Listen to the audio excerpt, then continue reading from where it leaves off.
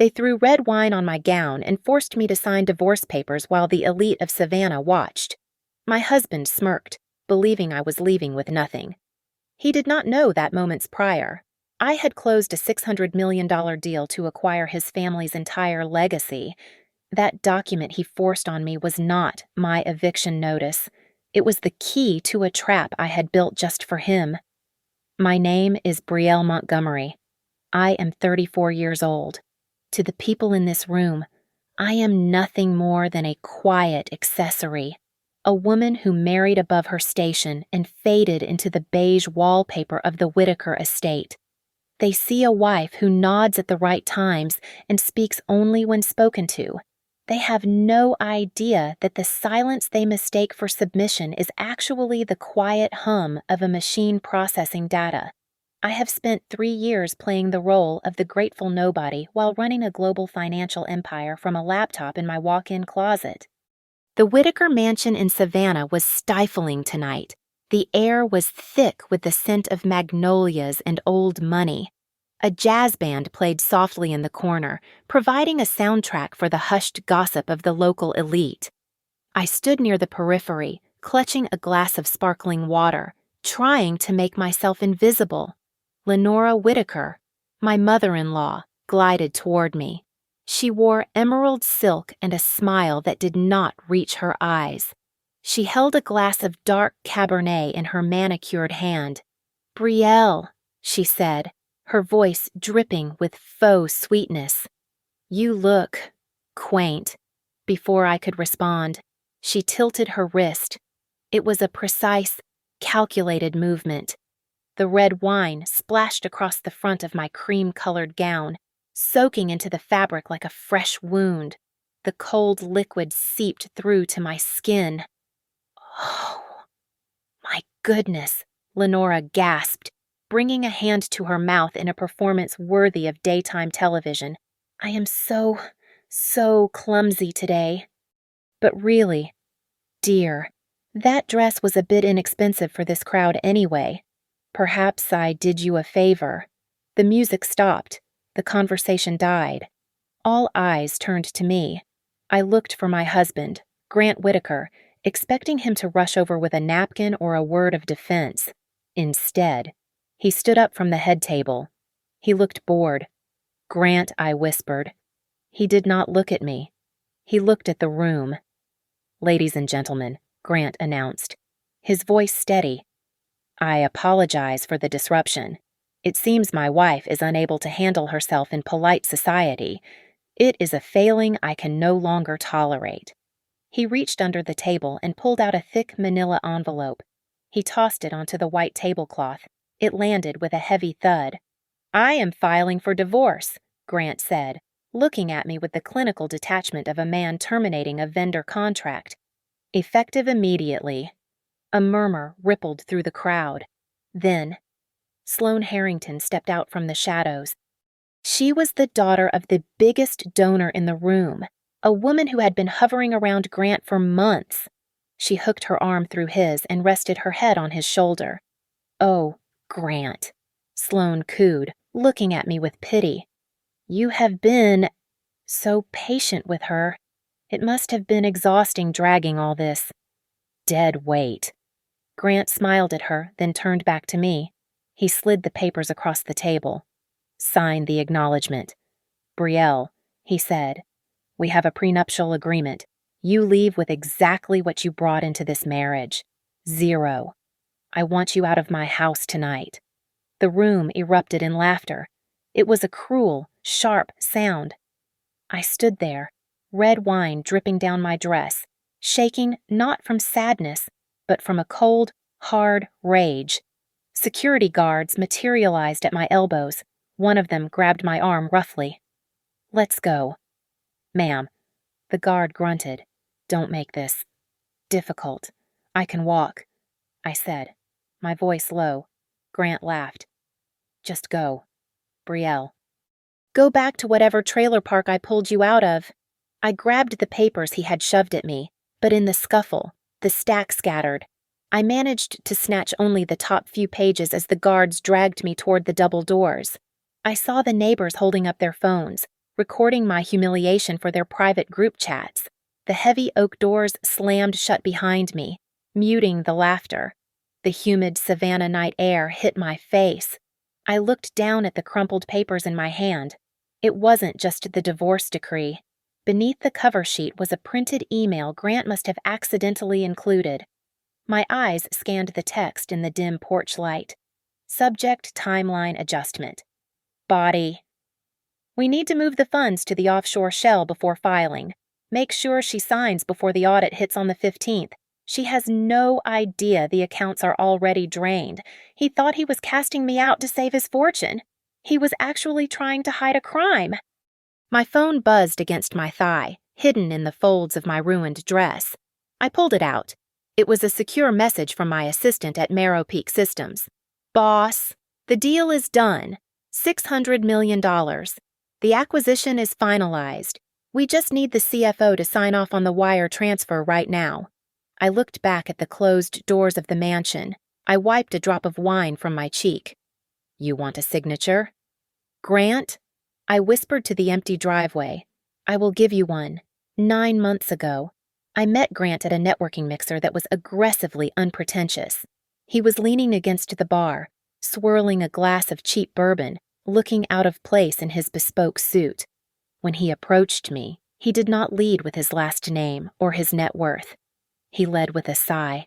I am so tired of the performance, Grant had said, looking into my eyes with a vulnerability I now know was rehearsed. Everyone here wants something. I just want something real. I fell for it. I was desperate for something real, too. I am the chief financial officer of Marrow Peak Systems, a data financial conglomerate that essentially runs the back-end infrastructure for half the hospitality industry. I am also a primary shareholder, though my holdings are buried deep within a blind trust. I wanted a man who loved Brielle, the woman who likes classic novels and quiet mornings, not Brielle Montgomery, the woman who can liquidate a company with a phone call. So I told him I worked in data entry and lived a modest life. It did not take long to realize that the Whitaker family viewed modesty as a defect. They own Whitaker Crest Resorts, a chain of hotels that projects an image of timeless luxury. In reality, their financials are a bleeding wound. They are leveraged to the hilt, drowning in debt while pretending to be American royalty.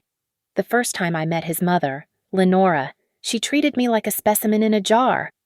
We were sitting in their sunroom, surrounded by imported orchids. And who are your people? Dear Lenora asked. Sipping her tea, I don't recall seeing a Montgomery on the registry. My father was a schoolteacher, I replied, and my mother was a nurse. Lenora blinked, as if I had spoken a foreign language. Oh, how quaint. Public service is so noble, I suppose. As the months passed, Grant began to chip away at my identity. The man who claimed to love my simplicity started treating it as an embarrassment. He urged me to quit my little office job so I could focus on being a proper Whitaker wife. You don't need to work, Brielle, Grant told me one night, his voice edged with irritation. It looks bad, like I can't provide, just stay home and try to fit in. Every Sunday, we attended the mandatory family dinner. The men would sit at the head of the table discussing the business, complaining about occupancy rates and vendor costs. Once, I made the mistake of speaking up. If you shifted the supply chain logistics to a quarterly review rather than monthly, I suggested cutting a piece of roast beef. You could save 15% on overhead. The table went silent. Grant laughed, a sharp barking sound. Babe, he said, patting my hand condescendingly. You are adorable when you try to talk shop, but leave the heavy lifting to the men. Okay. You just worry about picking out curtains. The insults became physical.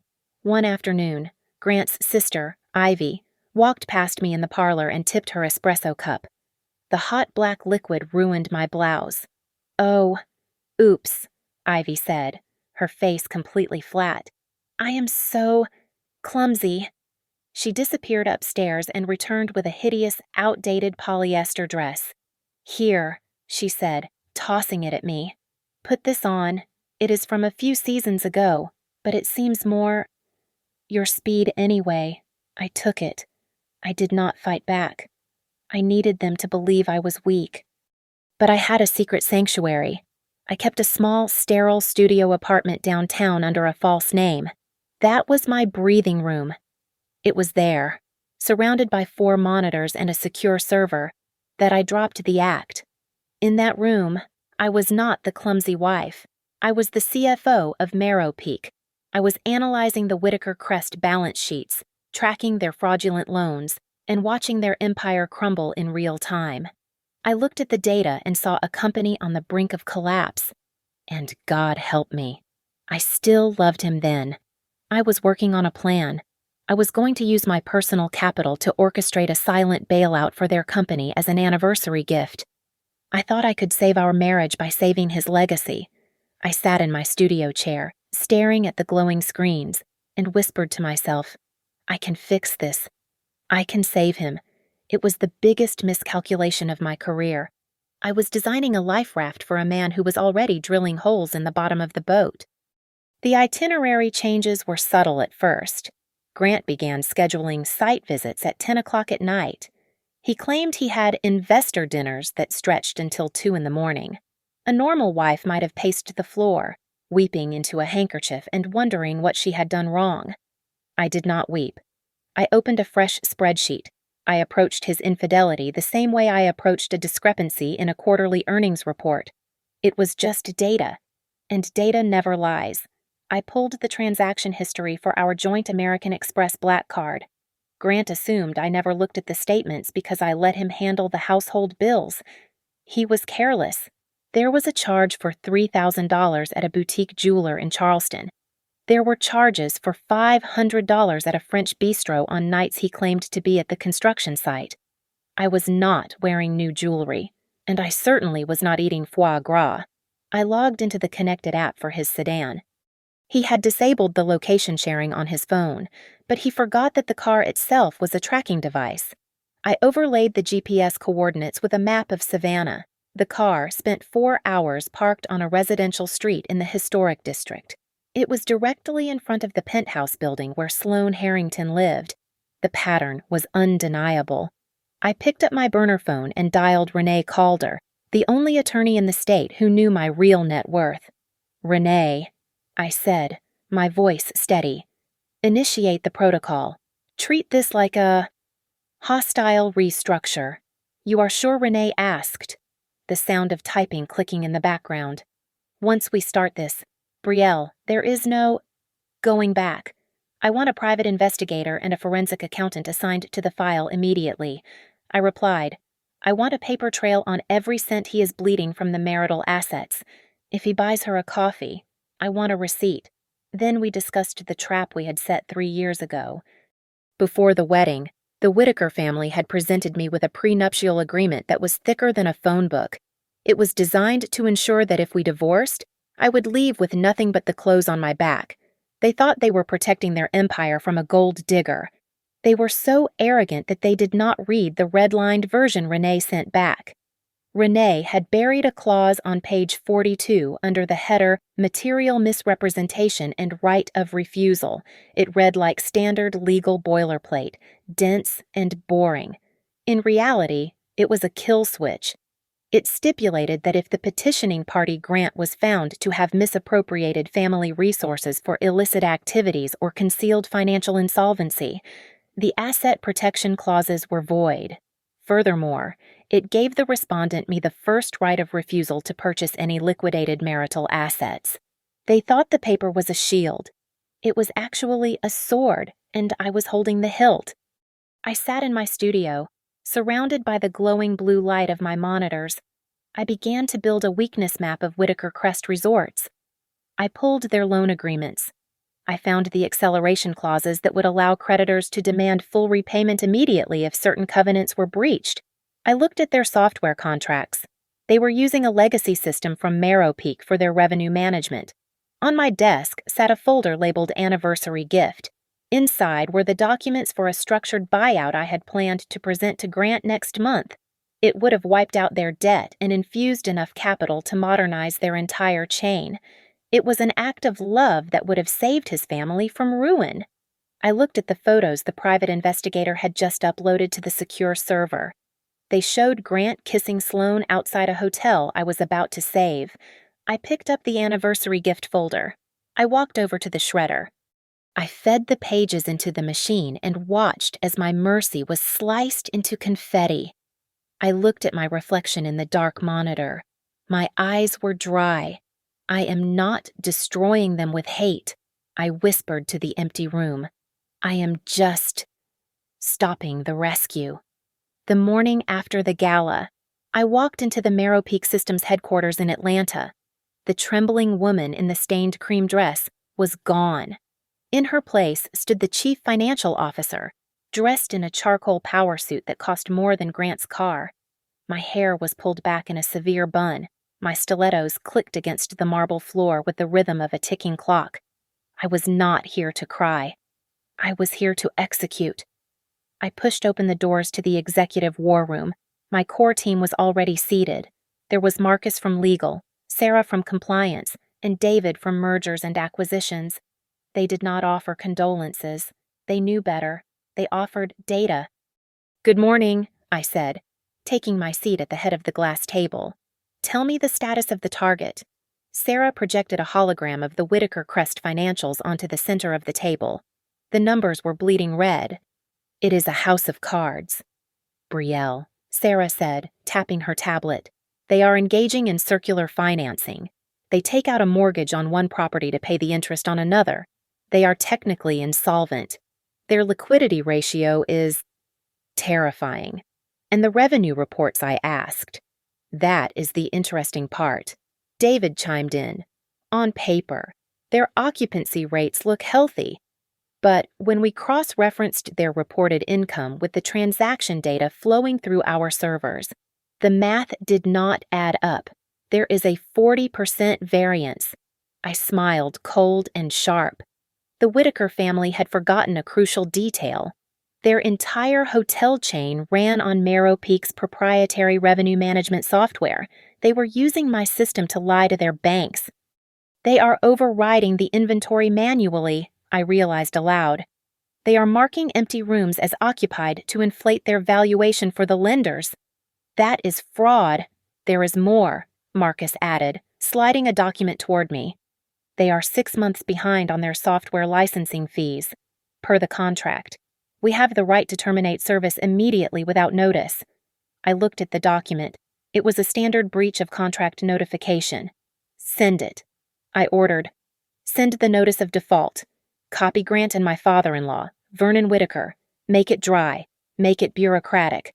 I want them to think this is just an automated system error." "Done," Marcus said. I turned to David. "Now, let's discuss the debt. Who holds their primary notes? A mix of regional banks and private equity." David replied, "Most of the loans are distressed. The lenders are looking to offload them for pennies on the dollar." "Good," I said. "Activate North Glass Ventures." North Glass Ventures was a dormant Delaware holding company we used for aggressive acquisitions. It had no public link to me or Marrow Peak. I want North Glass to purchase every piece of bad debt attached to the Whitaker name. I instructed, find every acceleration clause. Find every covenant breach. I want to own their mortgages, their equipment leases, and their credit lines. I want to be the invisible hand around their throat. The acquisition cost will be roughly $40 million, David noted. "Do we have authorization?" "The board gave me discretionary power for strategic asset acquisition up to $100 million, I said. "Execute the buy orders." "Today, Brielle," Sarah asked quietly. "Are we doing this to leverage a better divorce settlement?" I looked at the skyline of Atlanta through the floor-to-ceiling windows. "No," I replied. "I do not want their money. I want status collapse. I want to humiliate them in front of the very people they performed for last night." I stood up and smoothed the lapel of my jacket. "In 72 hours. They will think I am helpless, I said, looking at my team. They will be laughing about how they kicked me to the curb. Then the service will cut, the loans will be called, and they will understand who holds the noose. It was the 4th of July weekend, the absolute peak of the tourist season. Every single room at Whitaker Crest Resorts was booked at a premium rate. The lobbies were packed with families expecting 5-star service and seamless luxury. It was the perfect moment to pull the rug out from under them. I sat in the command center at Marrow Peak and nodded to the head of IT. "Execute the termination protocol," I said. At exactly noon, the screens monitoring the Whitaker account went black. Across 3 states, the reservation systems at their resorts simply ceased to exist. Front desk clerks stared at frozen monitors. Key card encoders stopped working. Guests who had just arrived found themselves unable to check in, while guests trying to buy lunch by the pool found their room charges declined.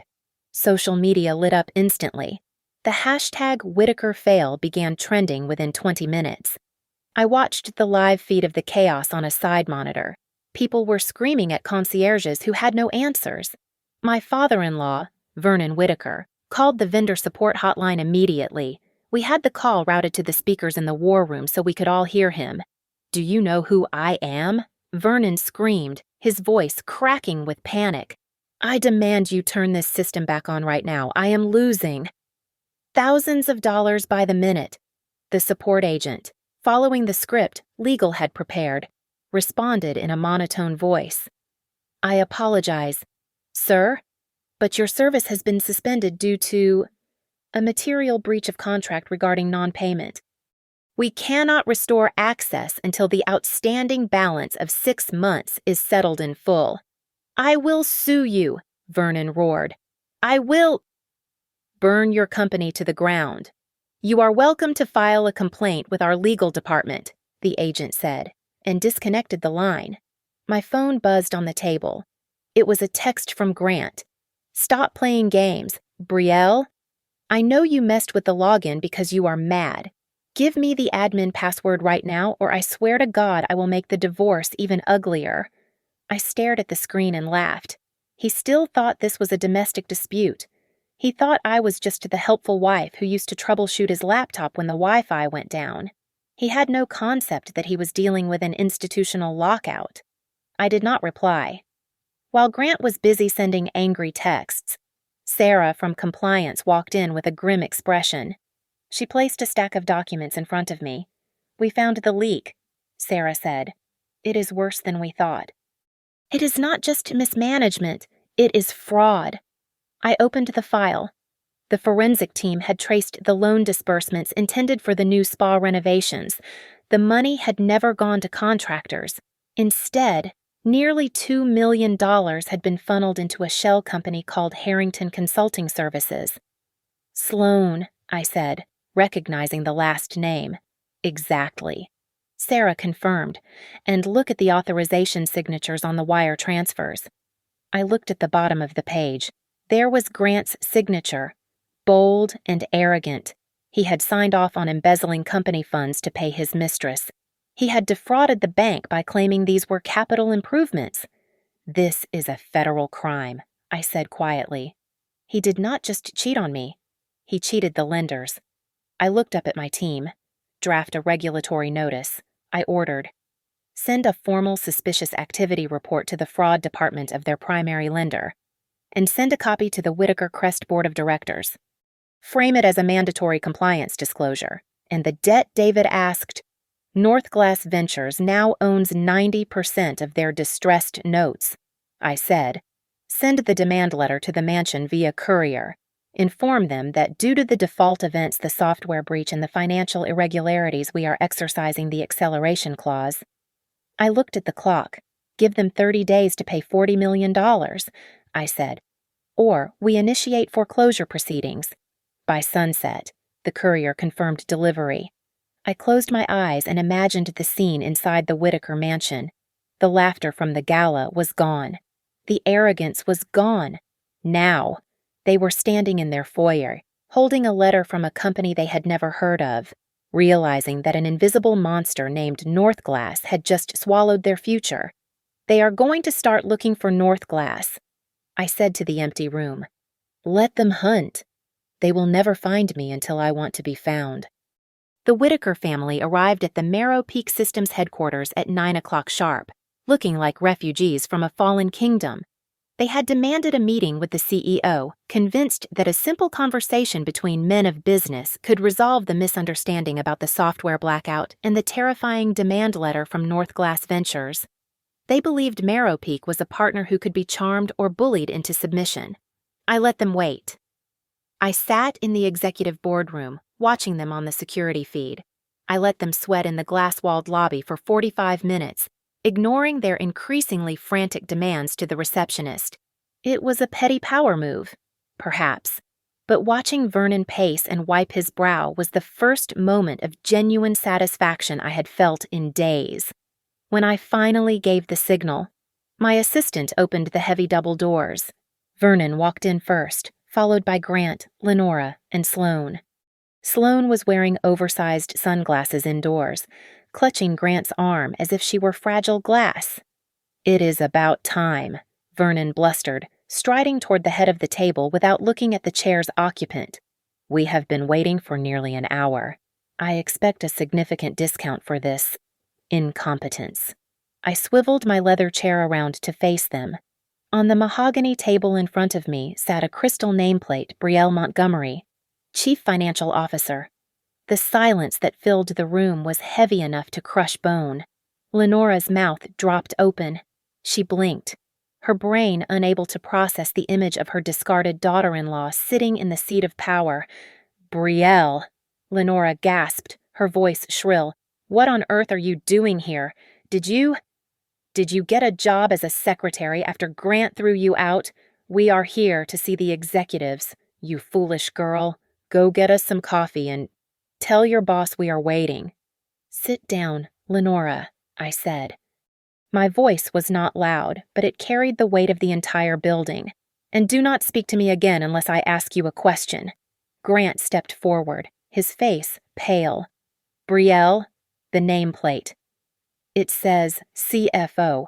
Is this real? I have been the CFO of this company for 5 years. Grant, I replied, gesturing to the empty chairs. You never asked about my career. You were too busy telling me to change my dress. Now, sit. They sat. They looked small. You are here because your reservation system is down, I began, opening a file. And because you received a demand for payment from North Glass Ventures for $40 million. You want to know if Marrow Peak can help you? We need the system back up, Vernon said, his voice trembling slightly. We are losing revenue, and this North Glass. They are predatory. We need time. You do not have time, I said coldly, and you do not have revenue. I have reviewed your books. You are insolvent. I pressed a button on the console. The projector screen descended. Instead of financial charts, it displayed a series of emails. These were internal communications between Grant, Vernon, and Sloane that my forensic team had pulled during the discovery phase of the software breach investigation. Let's look at the data, I said. The first email was from Grant to Sloane, dated 6 months ago. Subject the placeholder. Body, don't worry about her. Brielle is just a placeholder until the trust fund matures. She is clueless.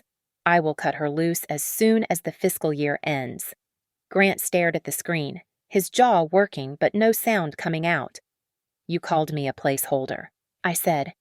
You thought I was stupid, but while you were writing these emails, I was tracking every dollar you stole from your own company to pay for her apartment. Sloane stood up, her face flushing red. You are just doing this because you are a bitter, jealous ex-wife. You can't handle that he loves me. You are pathetic. I looked at her with zero emotion. I do not get jealous. Sloane. I audit. I clicked the remote. A new document appeared on the screen. It was a medical invoice Sloane had submitted to Grant for reimbursement, allegedly for prenatal care regarding a high-risk pregnancy, the very pregnancy that had forced Grant to rush the divorce. "This is an invoice from a clinic in Savannah," I said. "However, the tax identification number belongs to a dry cleaner in New Jersey, and the doctor listed he has been dead for 3 years." Grant turned to look at Sloane. "What Sloane? You said you went to the doctor. You showed me the ultrasound." "It is a template," I continued, my voice clinical. "Downloadable for $15 online. There is no baby, Grant, just like there is no emergency. It was just a method to accelerate the divorce timeline so you could access his trust fund." "Grant, she is lying," Sloane screamed, but her voice cracked. She is trying to trick you." Grant pulled his arm away from Sloane. The look on his face was one of absolute horror. He realized he had burned his life down for a lie. Lenora, seeing her son crumble, turned her venom back on me. She stood up, slamming her hands on the table. "You vicious little viper," Lenora hissed. "You planned this. You hid who you were so you could trap us. This is entrapment." "It is not entrapment, Lenora," I said, closing the file. "It is due diligence. You wanted me to be nothing. Fine, I was nothing. And because you didn't look at me, you didn't see the cliff you were walking off?" I stood up. The meeting was over. "You have 29 days, I said, looking Grant in the eye. "North Glass Ventures is not going to negotiate. Prepare to sell everything you call a legacy." "Brielle, wait," Grant pleaded, reaching out a hand. "Please, we can talk about this." "Security," I said into the intercom. "Escort the guests out." I watched them leave, a broken parade of liars and thieves. They walked out of my boardroom and into a nightmare of their own making. The dominoes began to fall at 8 in the morning. My phone rang, displaying Vernon Whitaker's private number. I let it ring 3 times before answering, putting him on speaker so my legal team could hear the desperation in his voice. "Brielle, please," Vernon wheezed, his voice stripped of all its usual pomp. We are family. You cannot just call in a $40 million debt. You know we don't have that kind of liquidity. You are destroying everything we built."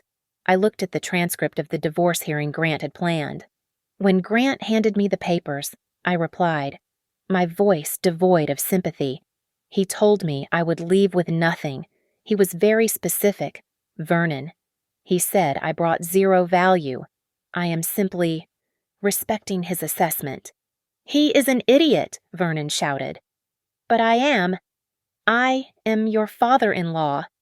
"You are a debtor," I corrected him, "and I am the collection agency. You have 29 days. I hung up. Panic makes people sloppy. An hour later, Lenora tried to launch a counteroffensive. She contacted a gossip columnist at the Savannah Morning News, claiming that I was a corporate spy sent to destabilize their business and that Marrow Peak was a front for money laundering. It was a desperate, flailing lie. Renee Calder, my attorney, was ready. She sent a cease and desist order to the paper within 10 minutes, attached with a digital file the high-definition security footage of Lenora spilling wine on me and the entire room mocking a woman they believed to be destitute. "If you print one word of her slander," Renee told their editor, "we will release the unedited video of the gala. The public does not like bullies, especially rich ones who abuse helpless wives." The story died before ink hit paper. By noon, the board of directors at Whitaker Crest realized they were captaining a sinking ship. They needed a sacrifice to appease the creditors and the federal regulators. They looked at the fraud reports, the unauthorized transfers to Sloane, and the falsified occupancy rates. They looked at Grant. I watched the live security feed from the resort lobby. It was a poetic mirror image of my own departure. 2 burly security guards flanked Grant. He was not wearing his tuxedo this time. He was in a wrinkled dress shirt, clutching a cardboard box filled with his desk ornaments. "This is a mistake," Grant yelled at the receptionist, who refused to look at him. "My father owns this place. You can't do this to me. Your father voted to remove you, sir," the guard said, pushing him through the revolving doors. Sloane was waiting for him on the curb. She grabbed his arm, her eyes wide with a manic intensity. "Grant, listen to me," she said, her voice rising in pitch. "We need to go to the courthouse. Right now. We need to get married. If we are married, I can't be forced to testify against you. It's spousal privilege." Grant looked at her, confused by her urgency. But my private investigator had already uploaded the latest dossier on Sloane Harrington. She is not worried about his legal problems, I told my team, reading the file. She is worried about her own. The woman clinging to Grant was not a Harrington. Her real name was Sarah Jenkins. She had a history of small-time investment scams in Ohio and Florida. She had no trust fund, no rich father, and certainly no high society pedigree. She was a grifter who had targeted the Whitakers thinking they were an endless well of cash, only to realize too late that the well was dry and the authorities were closing in. Then came the final betrayal. My phone buzzed again. It was Ivy Whitaker, Grant's sister, the woman who had poured coffee on me and given me her old clothes. Brielle, Ivy whispered, Are you alone? Speak. Ivy, I said. I don't want to go down with them, Ivy said, her voice trembling. I know what Mom did. I know about the charity gala funds. If I give you the proof, will you keep my name out of the federal indictment? Please. I have kids. If the evidence is good, I said. It is in a safety deposit box at First City Bank. Ivy rushed to explain. Mom keeps a second set of books for the foundation. She has been skimming 20% off every donation for years. To pay for her jewelry, I have the key. I signaled my forensic team to move. Ivy led them straight to the smoking gun. The documents proved that Lenora Whitaker, the grand dame of Savannah society, was nothing more than a common thief stealing from cancer research charities to fund her wardrobe. I held the digitized files in my hand. I had enough evidence to send the entire family to federal prison that afternoon, but I did not release it. Not yet. Why wait? Renee asked me. We can end them now. I looked at the invitation on my desk for the upcoming foreclosure auction because prison is too private. I replied. They humiliated me in front of the city's elite. I am going to strip them of their empire in the exact same setting. I want the audience to see the fall. The air in the courtroom was stale, smelling of floor wax and desperation. Grant stood before the judge, his hands gripping the podium so tightly his knuckles were white. He was no longer the composed aristocrat who had tossed divorce papers onto a dinner table. He was a drowning man trying to pull me under with him. She lied. Your Honor, Grant shouted, pointing a trembling finger at me. She committed fraud. She has been hiding. Millions of dollars in offshore accounts while pretending to be a housewife. That money is part of the marital estate. I demand half of everything Marrow Peak Systems is worth. I sat silently next to my attorney. Renee called her. I did not look at Grant. I looked at the judge, a stern woman who had clearly lost patience with the Whitaker antics 20 minutes ago. Renee stood up slowly. She adjusted her glasses and picked up the thick document that Grant had forced me to sign on the hood of his car 3 years ago. Your Honor, Renee said, her voice cutting through Grant's hysteria like a scalpel. Mr. Whitaker is referring to the prenuptial agreement he drafted. Specifically, I would like to direct the court's attention to page 42, paragraph C, regarding material misrepresentation. Grant blinked. I don't know what that is. You signed it. Mr. Whitaker, Renee continued.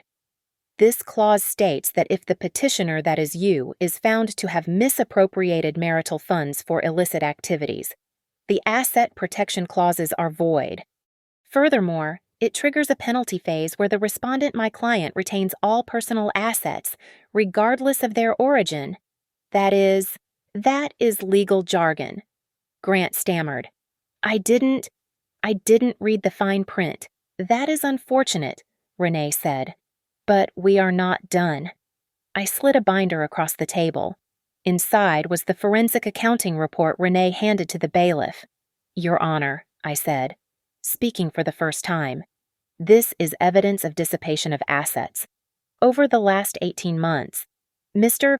Whitaker transferred $200,000 of our joint savings and $300,000 of company loans to an entity known as Harrington Consulting.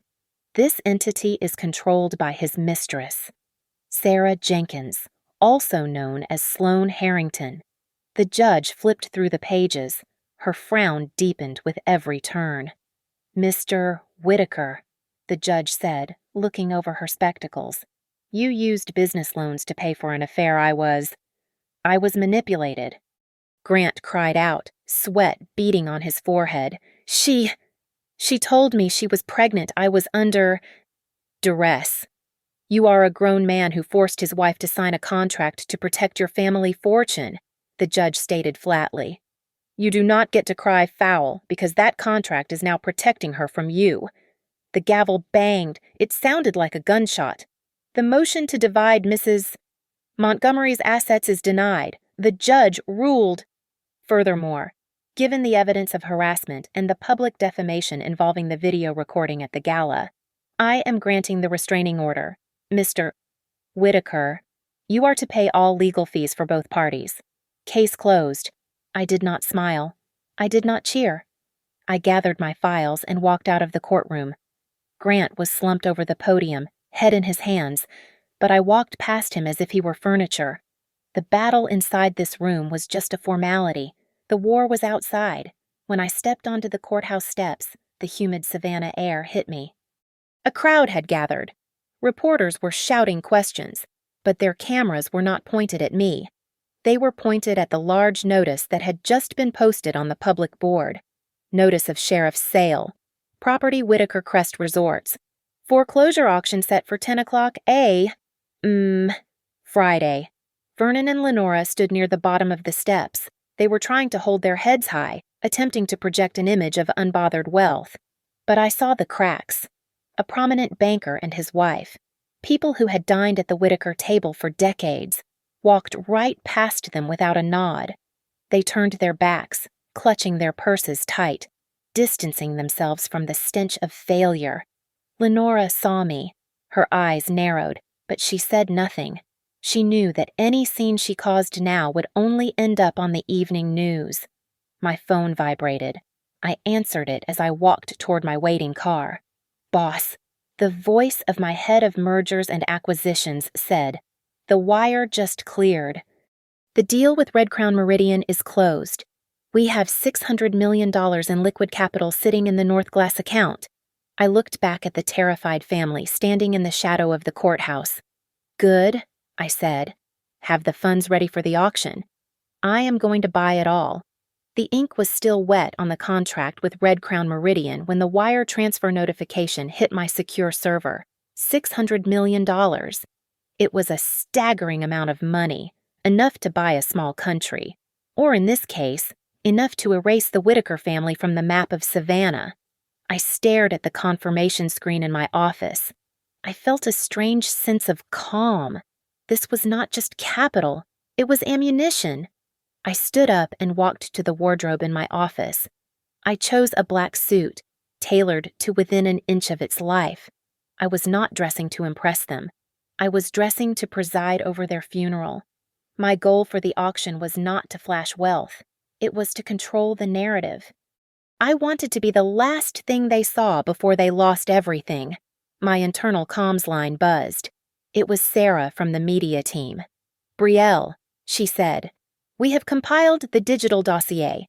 We have the security footage of the wine incident, the screenshots of the neighbors' group chat mocking you, and the audio logs of Lenora's charity fraud. If they try to spin this as a victim narrative, we are ready to leak it all." "Good," I replied. "Keep it in the chamber. Do not fire unless they draw first."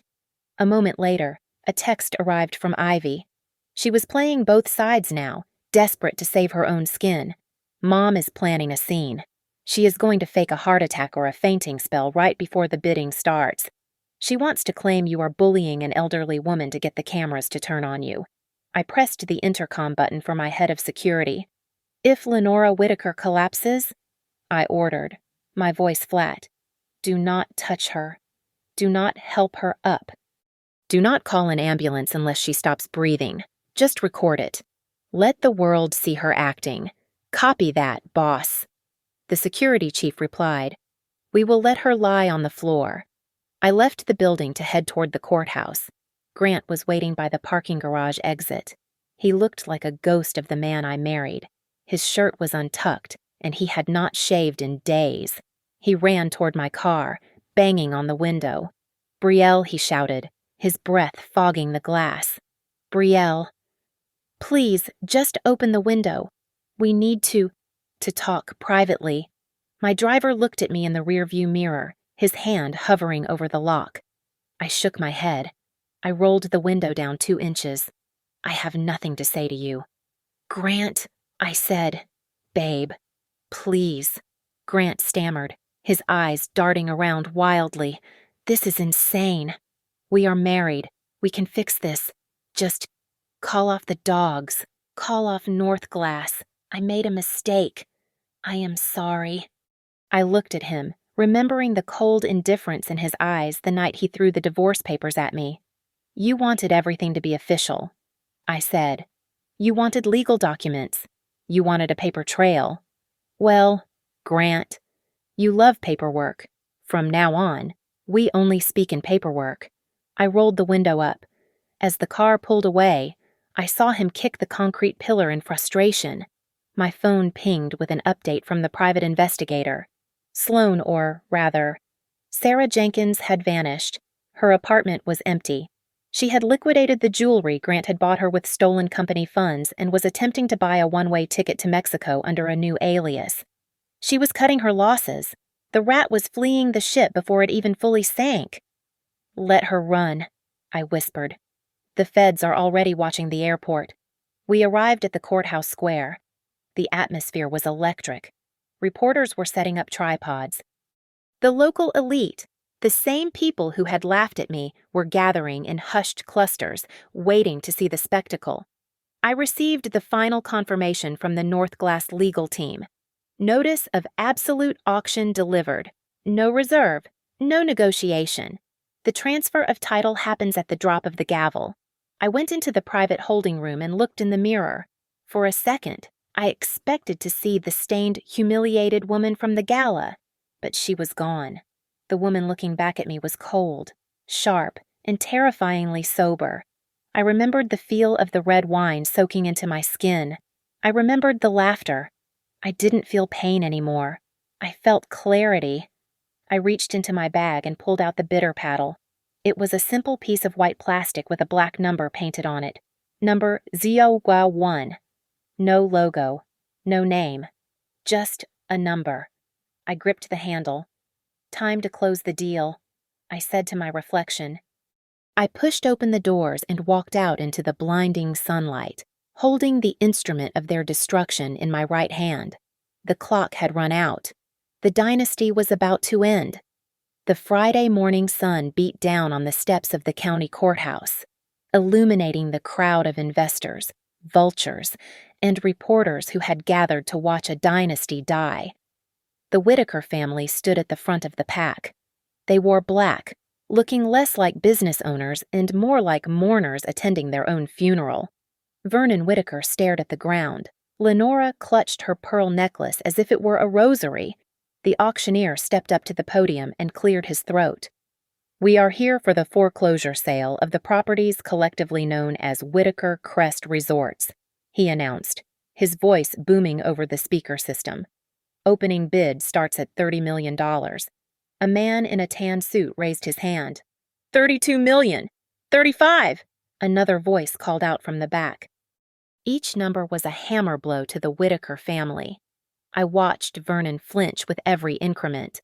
They were watching their legacy being sold for parts, stripped down to concrete and debt. I waited until the bidding stalled at $42 million. It was a lowball number, barely enough to cover the primary notes.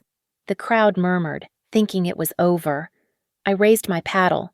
It was a simple piece of white plastic with the number 001 painted on it. $85 million. I said, my voice was calm, cutting through the humidity like a blade of ice. The silence that followed was absolute. 85 million was an aggressive knockout bid. It was an amount that said I was not here to negotiate. I was here to conquer. Vernon whipped his head around, his face draining of all color. Lenora began to tremble visibly. Going once, the auctioneer shouted, clearly stunned. Going twice. Sold. To bidder number 001. The gavel hit the wood with a dull, final thud. The sound echoed off the stone pillars of the courthouse. I stepped forward, removing my sunglasses for the first time. I walked right up to the stunned family. The cameras flashed in a frenzy. Who are you representing? Vernon whispered, his voice shaking. Who is backing you? I am representing myself. Vernon, I replied, looking him dead in the eye. I am the chief financial officer of Marrow Peak Systems.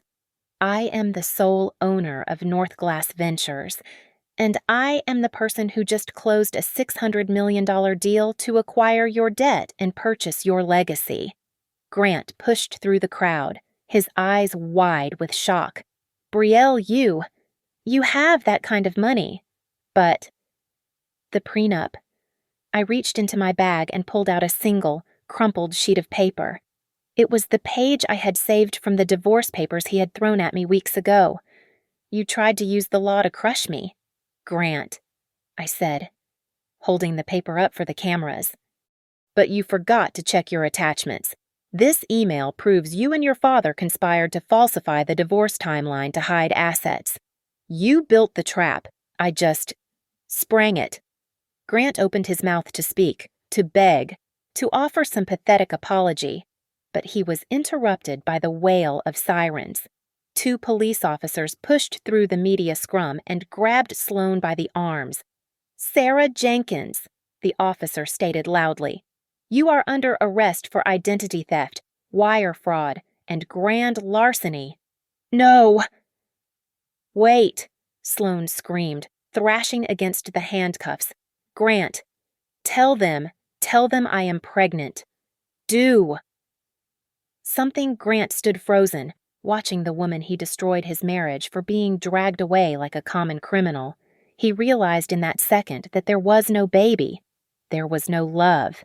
And he had thrown away a billionaire wife for a felon. Lenora snapped. She let out a primal scream and lunged at me, her hand raised to strike. You witch, she shrieked. I will kill you. She never reached me. My private security team intercepted her mid-step, holding her back with firm, professional hands. It was a perfect visual echo of the night she had me thrown out of her house. But this time, the power had shifted. Careful, Lenora, I said softly. Assaulting the owner of the property is a felony, and unlike you, I press charges. I turned to the foreman of the construction crew I had hired, who was waiting by the entrance of the resort, visible across the square. Take it down, I ordered into my headset. A loud screech of metal tearing against stone filled the air. The crowd turned to look as the massive, gold-plated sign reading Whitaker Crest was ripped from the archway. The letters crashed onto the pavement, shattering into twisted scrap. Grant looked at the rubble, tears finally streaming down his face. Why he choked out? Why? Burn it all down. I adjusted my jacket, looking at him one last time. I did not steal anything from you, Grant. I said. I simply collected a debt you created. I turned my back on them. I walked toward my waiting sedan, the flashbulbs exploding behind me like fireworks. I did not look back at the ruin of the Whitaker family. I slid into the leather seat and pulled the door shut. The heavy thud of the closing door was the final period at the end of their sentence. The car pulled away, leaving them in the dust. The game was over. I had won. Thank you so much for listening to this story. I would love to know where you are tuning in from. So please drop a comment below and share your location and your thoughts on Brielle's revenge. If you enjoyed this, make sure to subscribe to Mia Revenge Stories, like the video, and hit that hype button to help this story get heard by even more people.